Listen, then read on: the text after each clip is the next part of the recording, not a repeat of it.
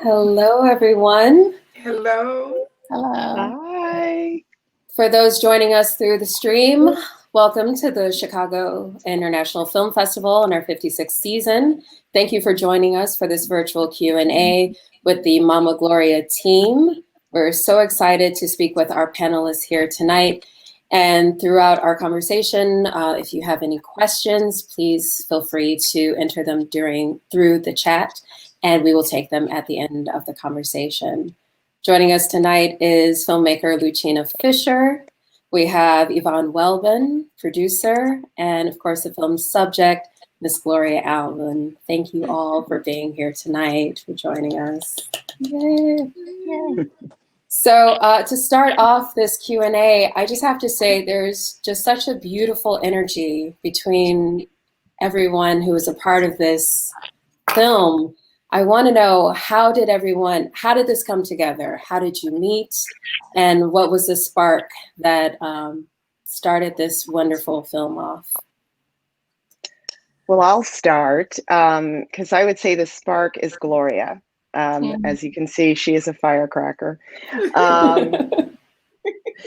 And I was so privileged to meet her through a good friend of mine who knew that she was looking for somebody to help her write her memoir. And I started reading about her from the material he sent, and I thought, oh my goodness, no one's done a documentary on her, because she really does need to be seen and heard. And as it turned out, I was actually on my way to Chicago with my daughter, Gia.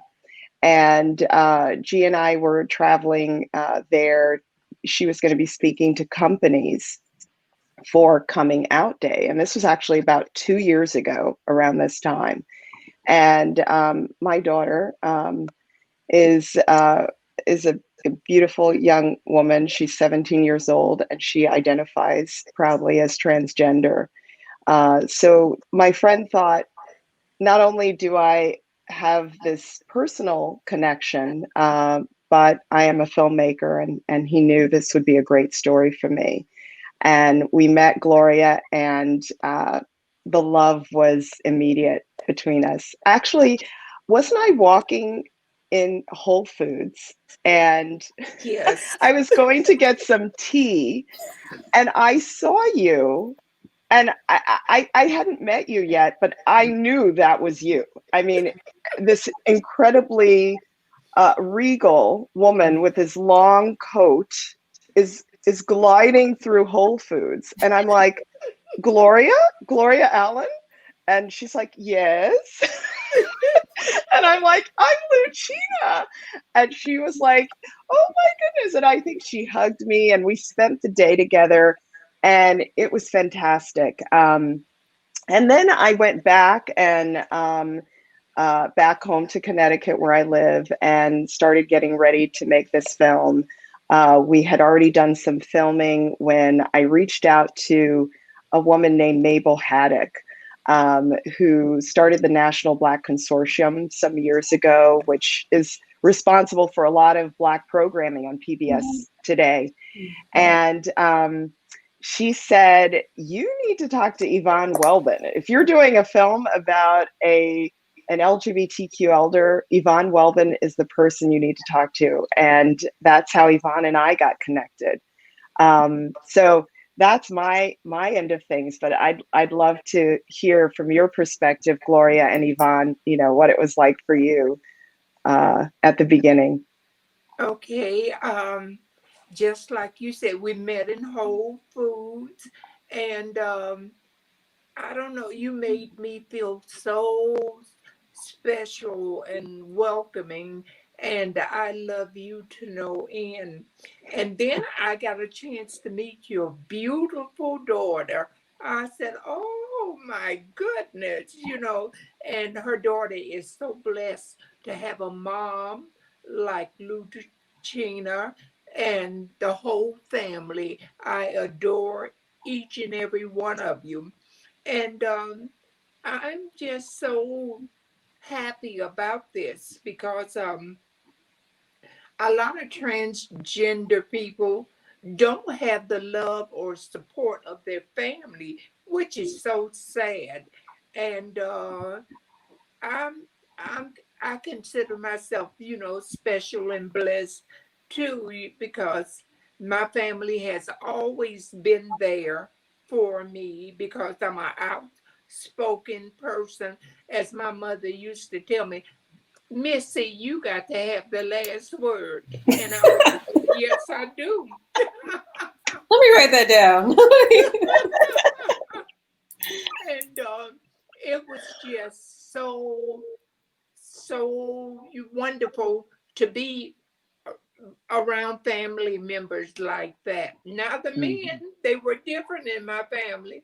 They couldn't adjust to me, but my mother told me, "Well, don't worry about them, cause she wore the pants."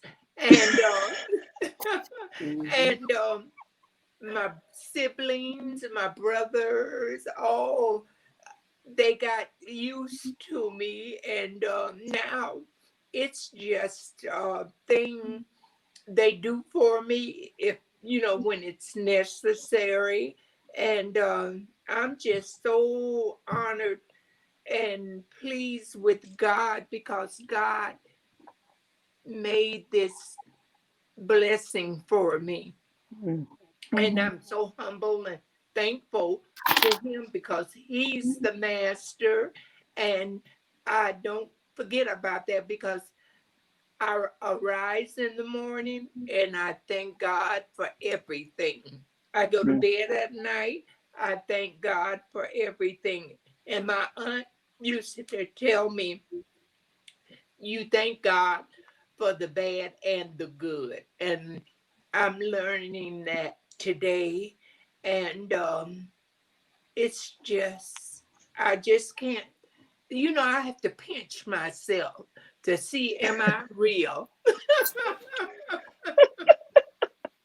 Yes, I have to pinch myself. But everything is just a blessing. It is. And I can't get enough of talking about Lucina. She is my child. I talk to her and Oh, we have such a joy talking to each other. We oh, do. And I thank God for you. oh. Thank you. And Thank you. Regina reached out to me and she sent me some footage of Mama Gloria, and it was very Mama Gloria. It's hard to say no to Mama Gloria. So very, just so charming, so compelling, so important. I could not think of another film about a Black woman trans elder. I still can't. And so it became really important on a number of, like, more than just this is an important story to tell because she's such an important charismatic person, but because we don't have any stories like this. And I could be wrong. Maybe there is some other film, but I don't know. And so I invited Lucina to become part of the first documentary fellows cohort for Sisters in Cinema. And just really proud of her and the work that she did to, to complete her first feature. It's really, really a joy to work with Regina and to help bring this film to the world.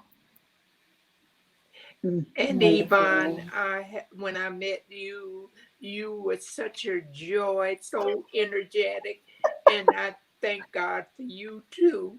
Oh, thank you. See, this little love fest. All love. All love. There's a lot of love here. It's so needed. And I think the film is obviously a direct reflection of, well, the love that you encountered, Miss Allen, from your family, especially the women in your family and the men once they started coming around. You talk about how your father, once you had your transition, started, I think he referred to you as his daughter from New York, Yes, yes, I remember that. And, it's just such a wonderful, and we'll come back to that because I think it's really special to know that, especially in the Black community, we know that our elders can be very socially conservative, right? Yeah. And it can take a long time for them to be accepting of things that they might not fully understand or have never had to contend with, at least in their expansion of like what life means, accepting people, all of us, right? And it's just such a wonderful presentation of Black family dynamic. So we will get there, but I want to know, in terms of a documentary about someone's life, there is so much material that you can, include or that you have access to. I want to know, what was the collaborative process in determining how you wanted to tell Gloria's story? Lucina, you're the writer, director, of this film. What was that process like? Oh, it was hard. It was hard, but Yvonne knows, like from the beginning, I originally thought, oh, I'm just going to do something really small. I think I was just eager to get this story out there as quickly as possible, knowing that Gloria, is in her 70s. But as we began filming, Gloria was just so open from the very beginning. So she was so willing to share her life, and nothing was off limits really. And I remember somebody who was on the shoot was like, so how long have you known Gloria? And I'm like, oh, like, we just met. And she thought we had known each other for years because there was just that ease and connection. So that meant we got an abundance of material. And so as we began putting the film together, and Yvonne was great, she actually put me in touch with our editor, Caroline Burler, who also directed Dyke's Camera Action, which was a film about lesbian films and filmmakers. And this was really sort of Caroline's second feature that she was editing. And the first thing I did was like tell her, oh, like, let's put in everything that we filmed. And Yvonne was like, Lucina, that's not gonna work. She's like, first of all, let Caroline do her job and let her cut what she sees is the story. And that was the best advice ever. I got out of the way. And Caroline really created the foundation for what is the final film. We still ended up taking out quite a bit, and it was very challenging. But I think ultimately I had to keep going back to, what is the film about? What am I trying to say? And for me, I know we started this with a love fest. This for me is a film about a mother's love. And it's the love Gloria's mother had for her, that love between them. That's the love that carried Gloria through her life. It's, why she's here today, I believe. And then the love that Gloria has for her chosen children. So that the current generation, the youth, I think that connection was what is the through line of the film, and that's what I had to just keep coming back to. And then the other thing that I think really emerged as we were filming was, for me, it was really important to show what it looks like for a trans elder to age. And Gloria does it gracefully. She is like all about, living life. You live your life for as long as you're here. Like, why sit around and moan about the past? The present is so beautiful. And it was such a beautiful lesson for me. And literally, while I was on set filming, my daughter sent me a text message, which was shocking. She said she thought at 15 her life is half over because she had read a study about Black trans women in DC, and that the average life expectancy was 30 or 32. And I was like, oh my God, first of all, I hate that she saw that. Nobody should feel like there's a limit on their life. And it just rocked my world as I'm literally filming. And I thought, this is why I'm making this film. I'm making this film so that she can see Gloria aging, that she can understand she can have a long, meaningful life like Gloria. And that's not just a message for her, that's for all young trans people, and particularly Black trans women. Mm-hmm. So those were really the main themes that I knew I had to keep coming back to, and that really guided my decisions in the storytelling. Wonderful. Miss Gloria, as you were allowing your life to just be, exposed to film, were there any moments or stories that you knew had to be shared? Of course, about your mother, and the women in your life, maybe in particular, but was there something that you and Lachina spoke on that specifically needed to be included in this documentary?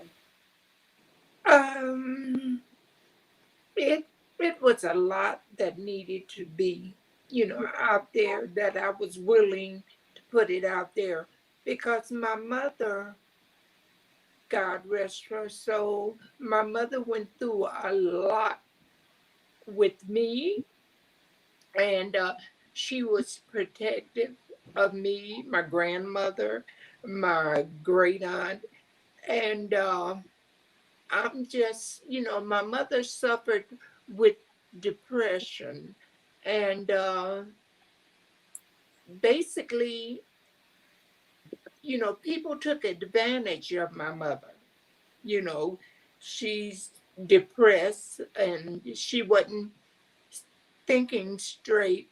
So I was the one that was with her all the way. It was hard at times, but I love my mother so much that, hey, this amazing lady, she has an illness that the people didn't understand. And so I was her protector too. She protected me, I protected her. And it was hard for me because I knew what she was going through. And during that process, I became depressed and suicidal. I didn't want to live anymore. But then I said to myself, I prayed on it. I said, Dear Lord, help me to make the right decision. So I said, well, I'm not going to get rid of myself because my mother needs me. Mm. And my siblings need me. And it was just so much. And the man that raised me, my father, I call him my father, he was so illiterate when it came to things, because the only thing that he was worried about was his wife. He wanted her there no matter what. And he and I would clash about it. And I had to grow up fast, and I did. And I look back on it all.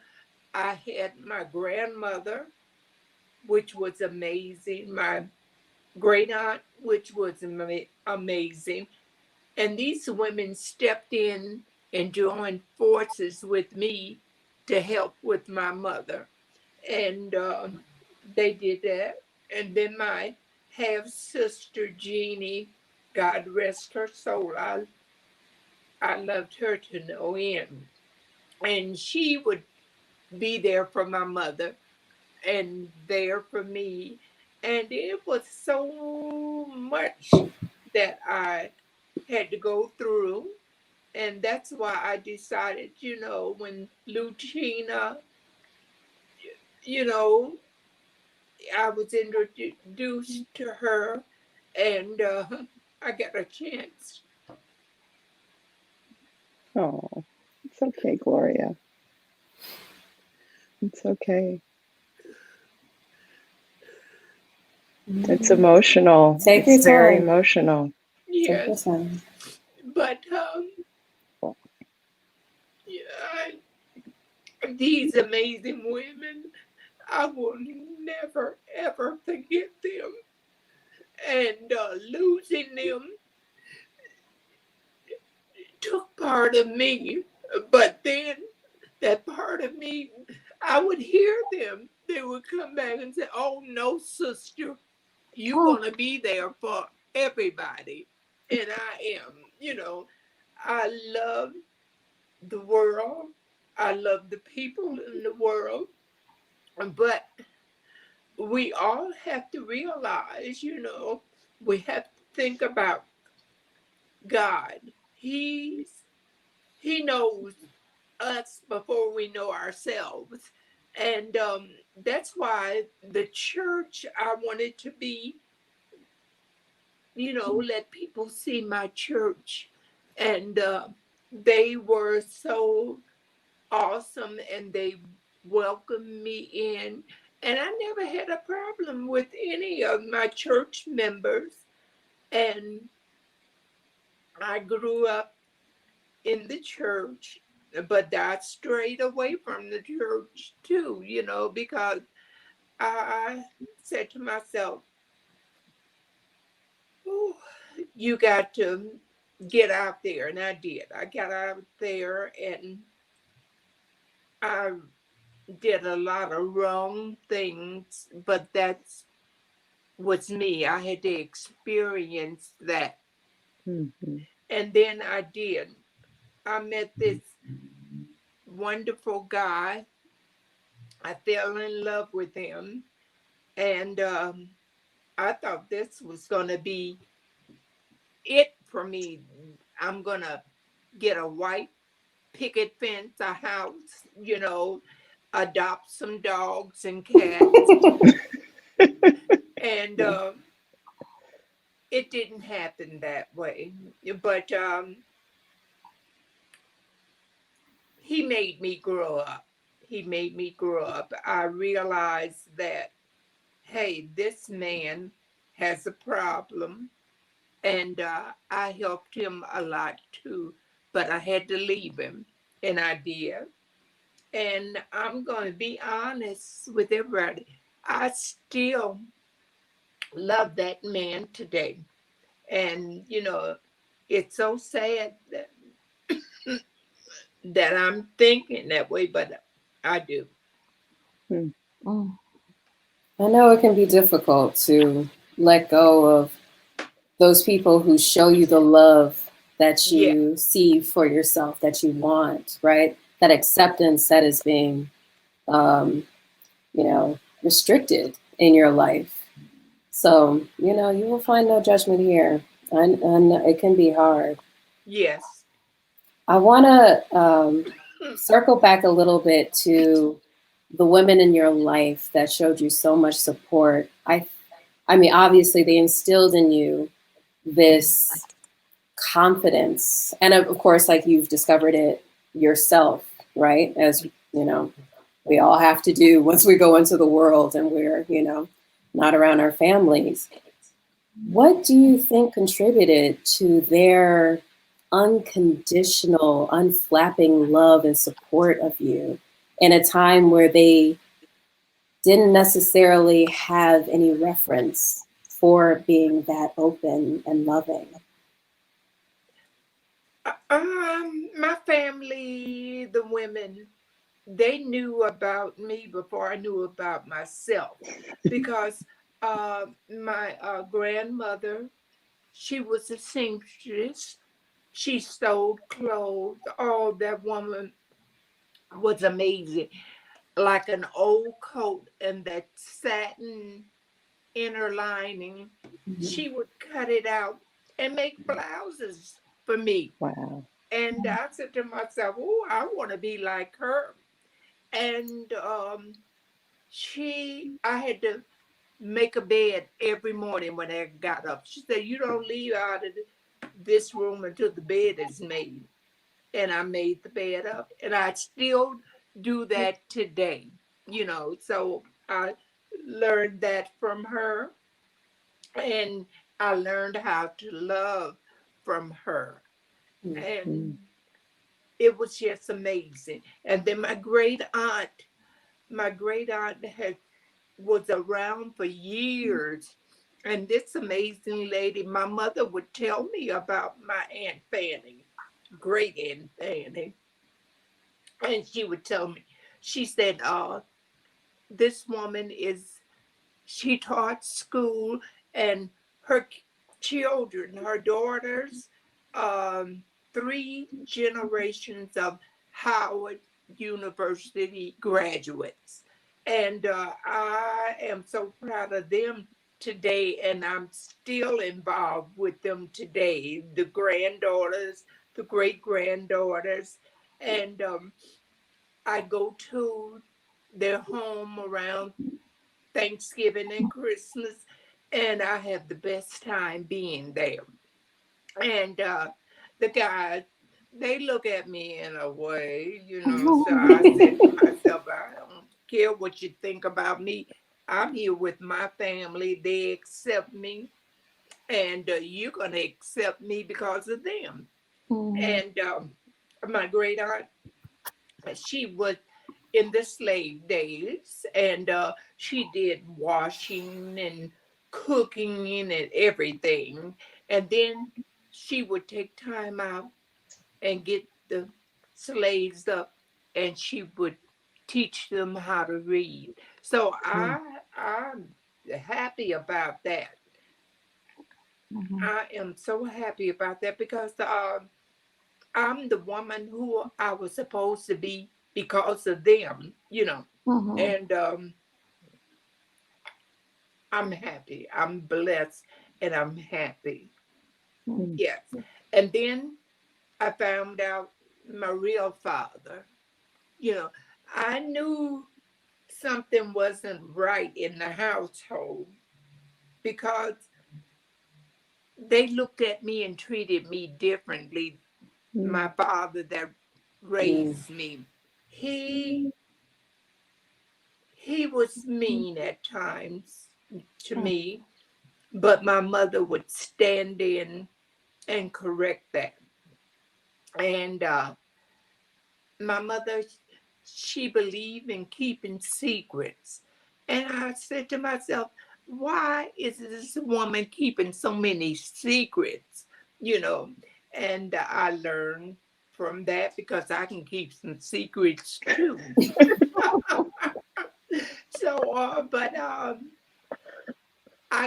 thank God for women, especially women that are smart, and some can be conniving, because I'm conniving too. So I learned a lot.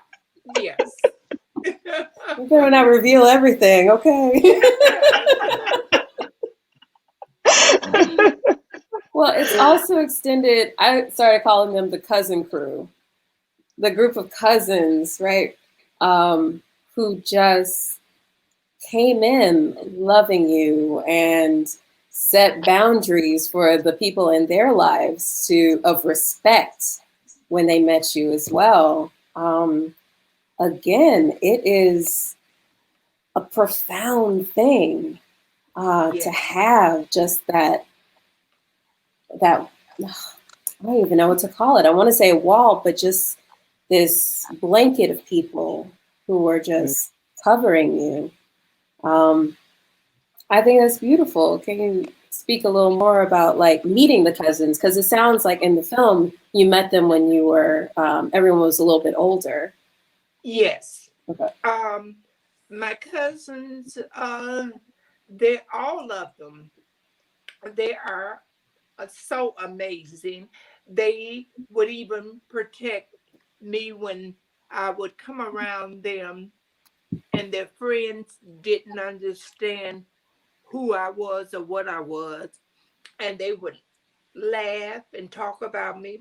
And my cousins would put them in their place. You don't talk about my cousin. That's my cousin Gloria. And I said, oh, they getting beat up because of me, but they were there for me. Well, it sounds like they could fight too. So Yeah, Yes. they knew how because I was the fighter. I made them, be out there, protect yourself. And if you can, I'm there. I'm gonna be there. Just call me up or come running and knocking on the door, and I will get out there and I will handle their business and mine too. So yeah, my cousins, all of them are just so amazing, and I fall out with them, teeth and tongue fall out. I fall out with them because some of them can be sort of pushy, and they push and I push back. So yeah, my cousins are amazing, and now the male cousins, they are amazing too because they call up, check on me, and they love me to no end. And then my nephew Edward and his beautiful wife Erica, every time I look up, they have me to come to their house, and they wait on me hand and foot. And if I don't go to their home, they stop speaking because they're mad. You didn't come. And I'm saying to myself, I have a life. Don't be that way. But they are, but I love them to no end. And it's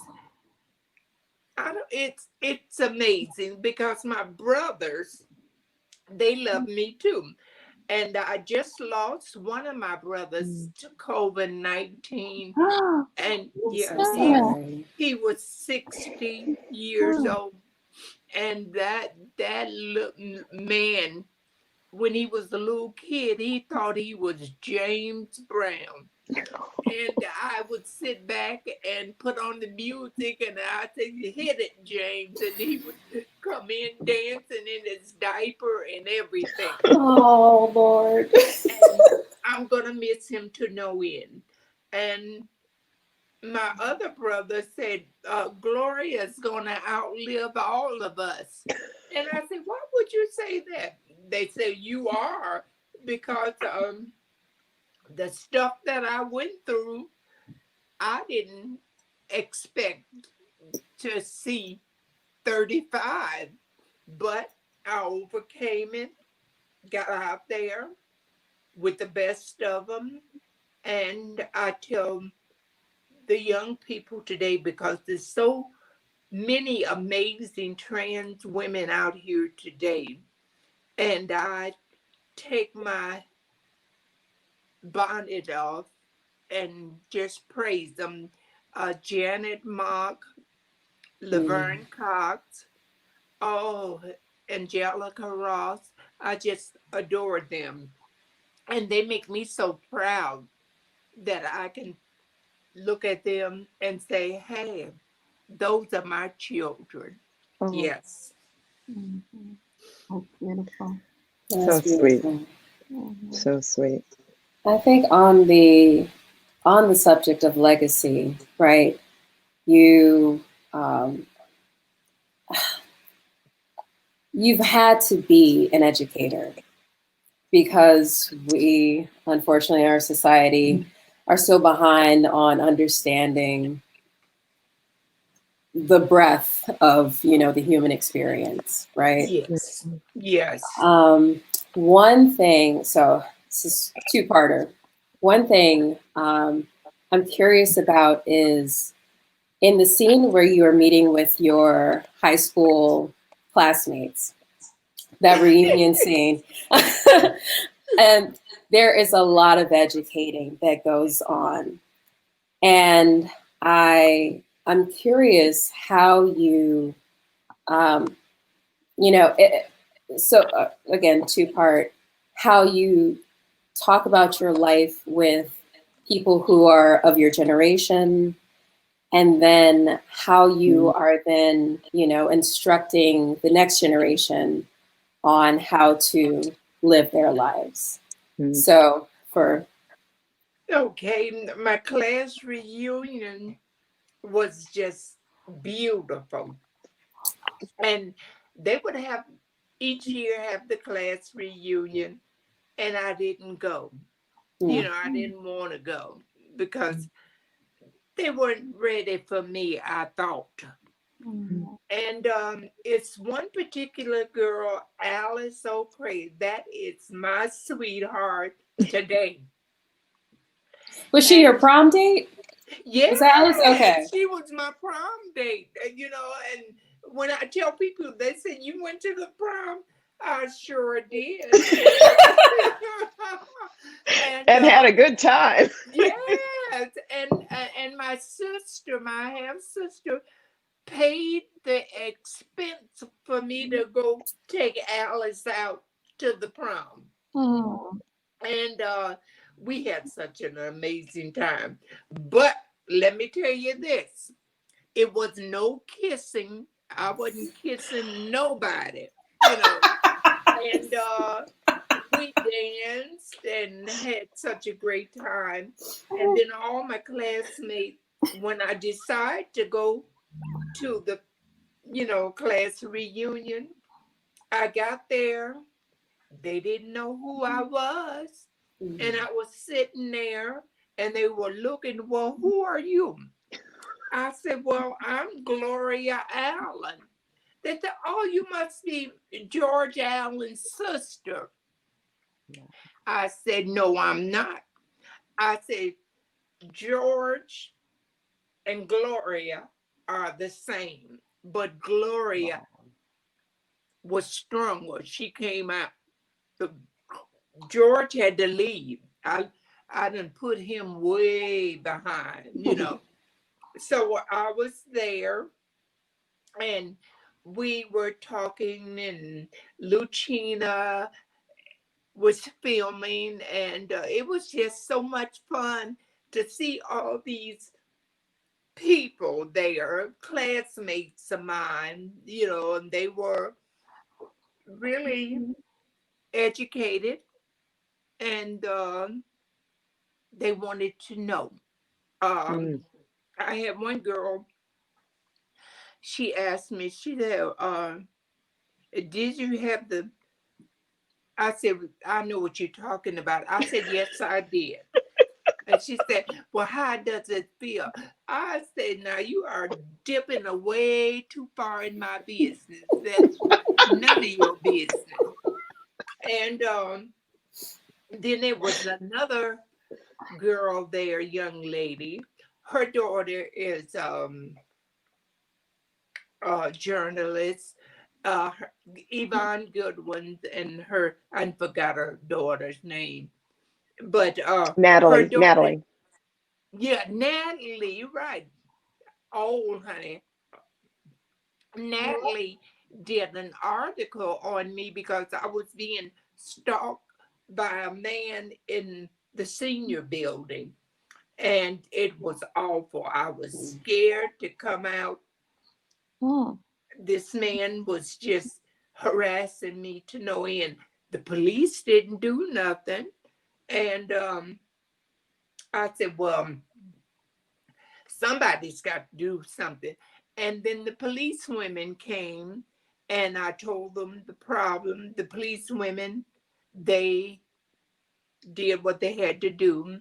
Natalie came to my apartment and recorded, and we talked and everything. And then I told her, I said, your mom, the Yvonne, she said, yeah, my mother told me about you. I said, yes. And that was amazing. She did a story, and she won some kind of Pulitzer prize for doing the story about me. Oh. So that was that. And my class reunion, I couldn't ask for a better group of people in the world. And one guy there, he said, well, didn't you fool with the football team? I said, the football team? I said, maybe one or two, and that was it. But I didn't do the whole group. Yeah, so they would ask dumb questions, but I was there to inform them about me and what I was all about. And I loved it. I loved it. A class reunion, never miss it again. I love it. That's beautiful.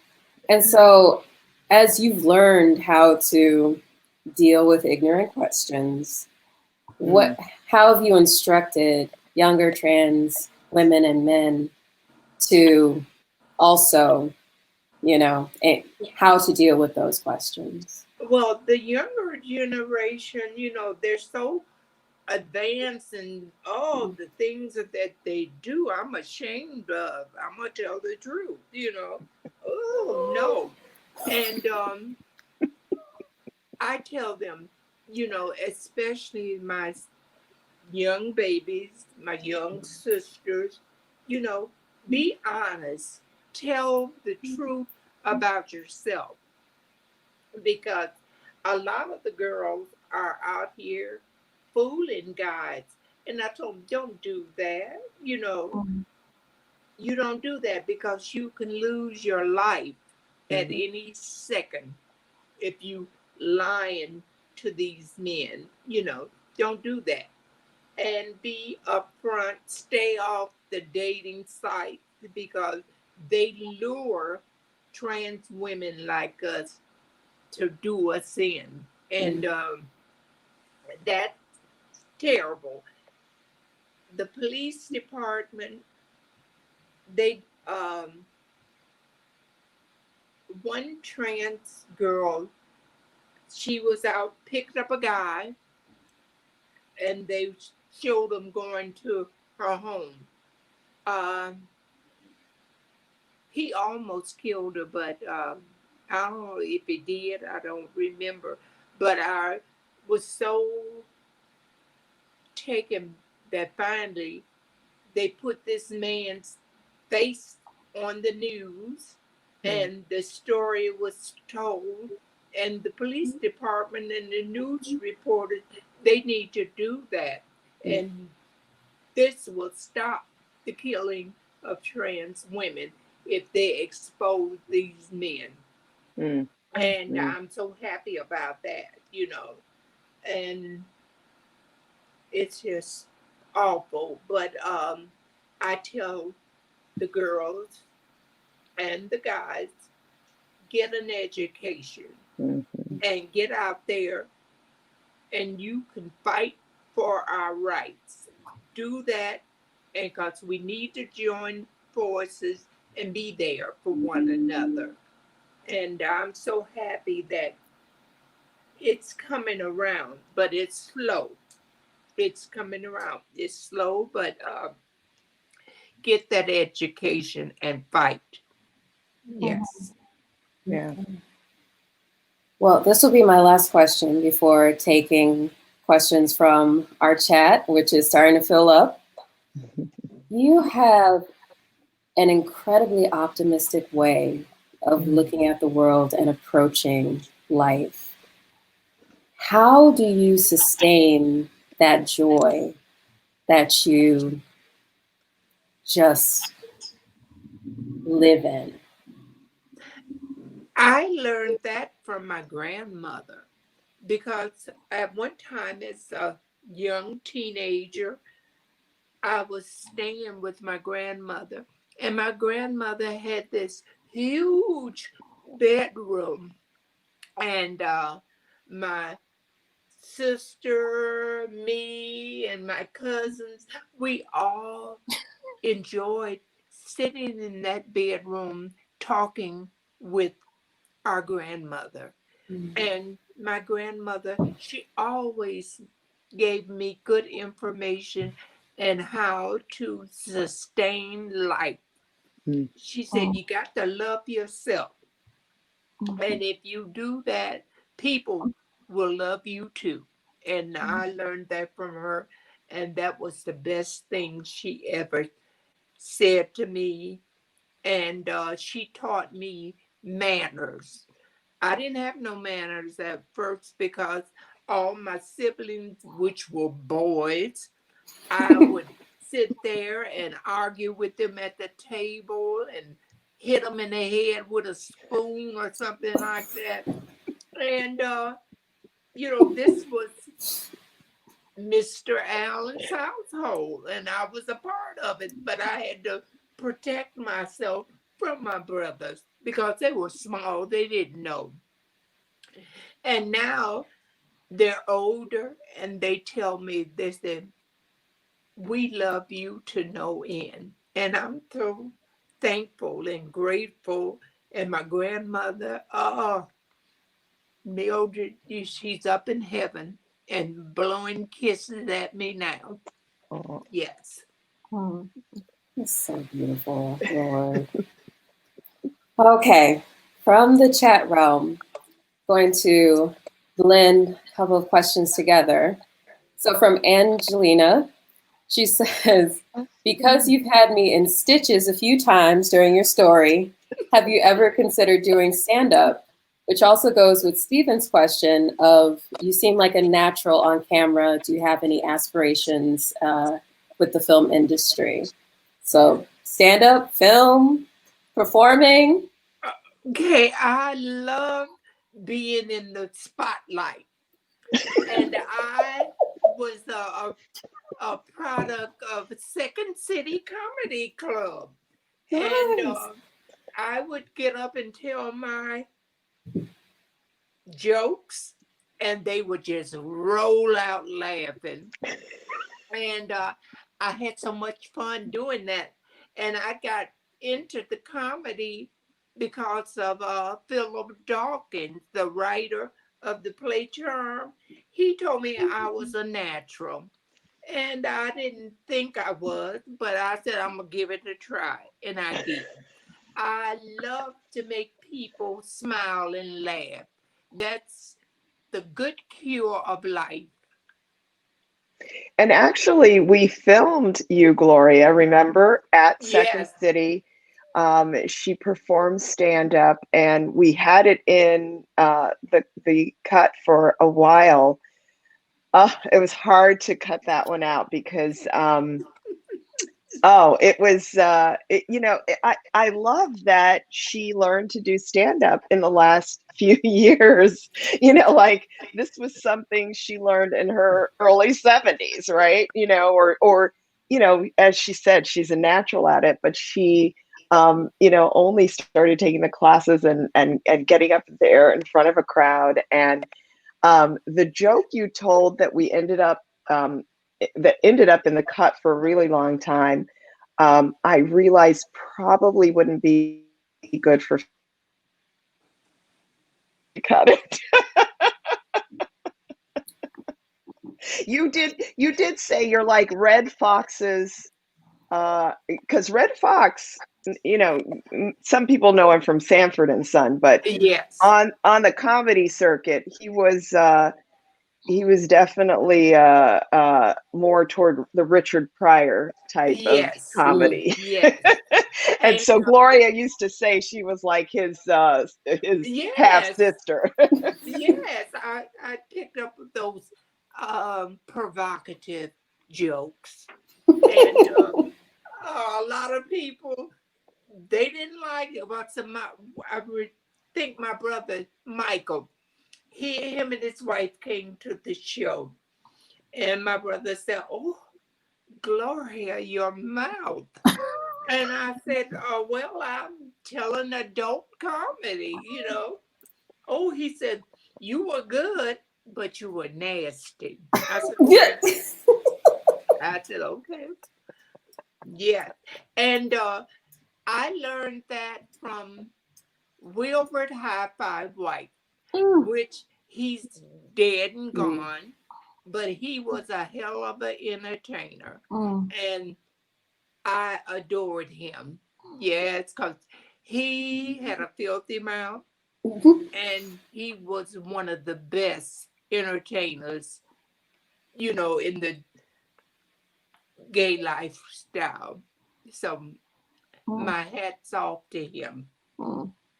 And Gloria, you would be open right now to doing a cameo role or something, say on a show on television. Yes, yes, Any I, particular show you want to mention? oh, yes. What's this? Poise, Pose. Pose. Yes, I would love to do a cameo for them, you know, because all these young girls, they're beautiful, but some of these old vets are beautiful too, you know, and I Yes. like would See. sit there and, you know, I want to be singing, you know, I paved the way for them. They didn't do it for me. Yes. Mm. Yes, ma'am. So this directly relates to another question from Marion, who asked, was there any other material that didn't make into the film that you wish you could have included? Regina, Yvonne, were there conversations of what you wanted to I see? wanted Gloria's singing career. Like career. Oh, This Gloria's life is so rich that it could easily be made into a feature film one day. And that's why she was in New York. She came back Yes. from New York because she had a singing career in New York. Well, she tried. Yeah, I tried, She tried. you She know, tried. and the years wasn't so kind because I lost my voice Yeah. because I was drinking and having fun, you know. And if you don't take care of your body, Mhm. when God gives you a gift, you better take care of it. mm. Mhm. And I didn't. You know, they called me during my younger year, six pack Annie. And I would get a six pack and I would drink it to no end. And that's what I did. That's what I did. But, you know, I was out there trying to do it. Yes. Yeah. Yeah. Mhm. Yeah, that definitely the singing career and your whole New York story. We would have loved to have included that. But yeah, we would have been well past 2 hours. The other thing that uh, I really loved was what was, and you talked about this earlier, how you still had feelings for Kenneth, and there was this moment on a bus ride not too long ago where you thought you saw him, and you didn't say anything to him, but you were, you realized that you still had feelings, and so we we filmed you, riding the bus quite a bit, because you were saying that you were now like looking for him every time you would ride the bus. You were Yes. looking to see if he was there, and not only did we have some beautiful footage of you from that time, but you know, I really kind of love that you were still wrestling with those feelings, and, you know, kind of what you said, Joy, that, you know, it can be hard to let go of, you know, that kind of love when you receive it and you so want it. So yeah, that was hard to leave out. Yeah, because when I saw Kenneth on the bus, I saw this man sitting on the side with a walker, and his eyes were just dancing all over in his head. And I looked over at him and I said, "Oh my God, it's Kenneth." But I wanted to get up and go over there and give him a big kiss, but I didn't do it. He looked at me, he couldn't take his eyes off me. I got off the bus and the bus just drove off, and I started to run down behind the bus and tell them let me back in because my man is on the bus and I want him off. But I didn't do it. I didn't do it. Yeah. I have to admit, I would love to see the 3-hour version of this documentary. Your director's cut, I'm just saying, I don't think we would be opposed to that. Take your time. We're, you know, I'd be happy to see that.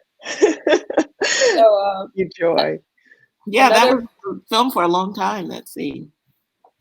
oh man, that sounds beautifully gut-wrenching, honestly. Yeah. Okay, another question from the audience is from Nick, who says, God is clearly so important to Gloria. The film suggests she had stepped away from the church for a while before re-embracing it. Is there more she'd like to share about the relationship to church specifically? My faith means so much to me. And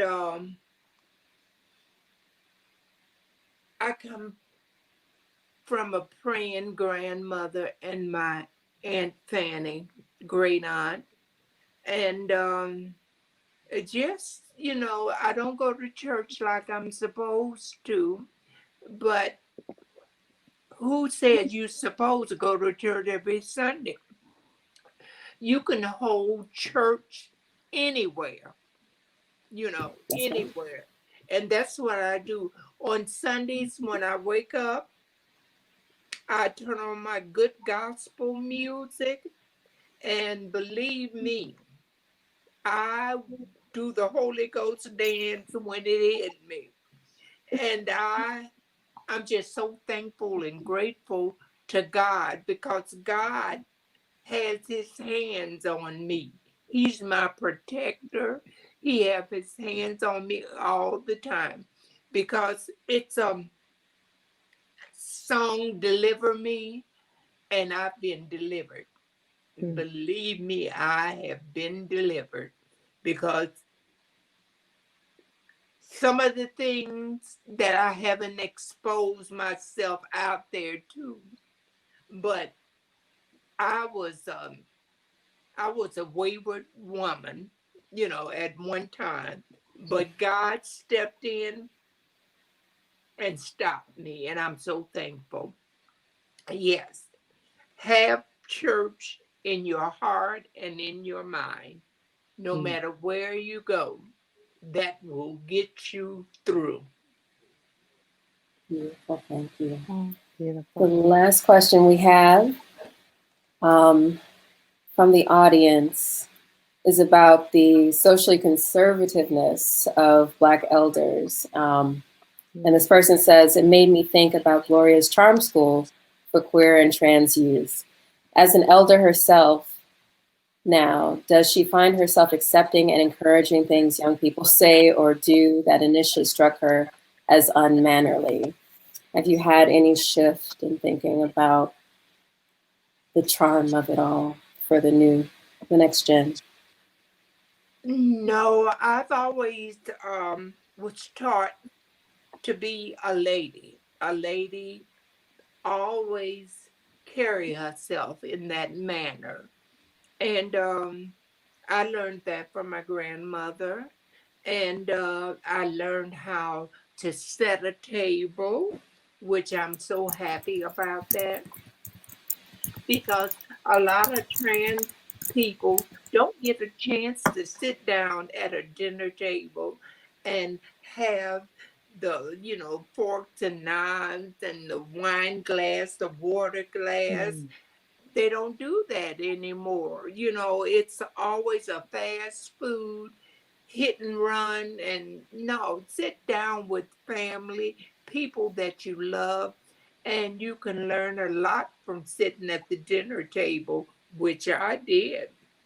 Good conversation, um, eating good food, and helping out in the kitchen. I did that. And I'm a terrific cook. Believe me, I am a terrific cook. I love to cook, and I'm so glad I came from a cooking family. Yes. Thank you. I gotta ask, what's your signature dish? Oh, gumbo. Gumbo. Gumbo? I can make a mean pot of gumbo. Yes. And then my banana pudding.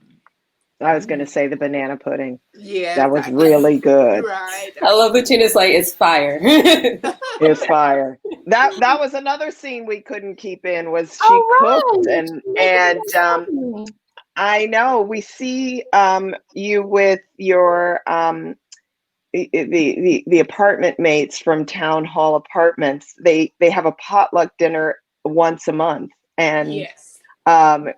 we followed Gloria to the grocery store, getting all the ingredients for the banana pudding, and talking Yes. with the cashier about how to make the banana pudding. You got to have that carnation.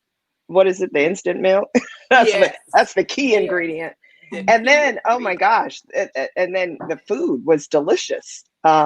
We did eat after we filmed that, but Yes. it was fun. Yes. That's so great.